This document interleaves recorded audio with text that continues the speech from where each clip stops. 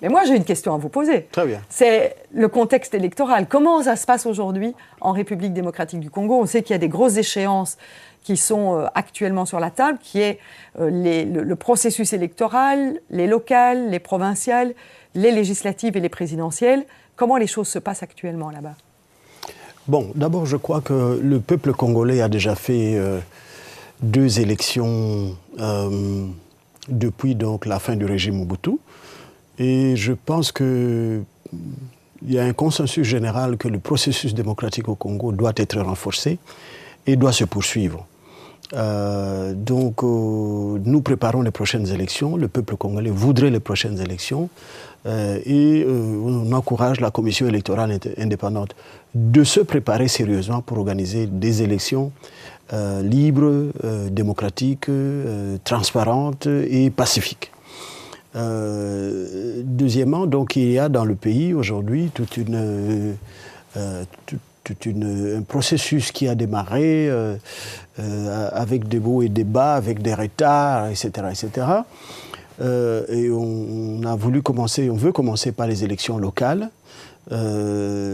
Normalement, il fallait introduire des candidatures déjà, mais bon, on a reporté de nouveau l'introduction des candidatures pour peut-être des raisons financières. Et cela montre bien les difficultés dans lesquelles nous sommes pour le moment.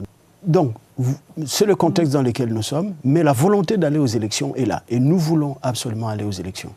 Comment l'Europe peut aider le processus électoral et pour garantir que ça se fasse dans les conditions que vous avez citées, c'est-à-dire la transparence, inclusive, responsable, pacifique? Comment l'Europe peut-elle aider? L'Europe est un acteur majeur.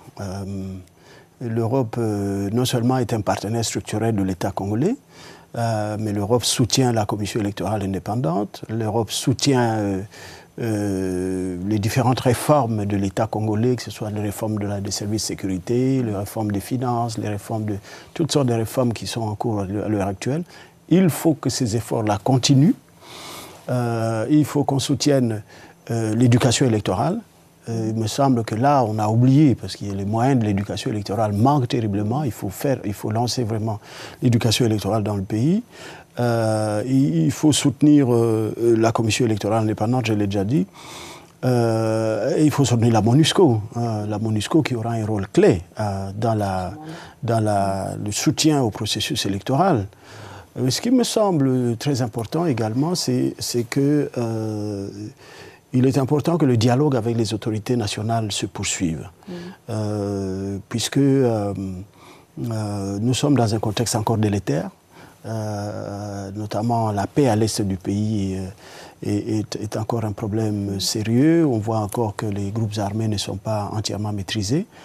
Donc le dialogue avec le gouvernement de la RDC est fondamental pour réussir les élections de 2016.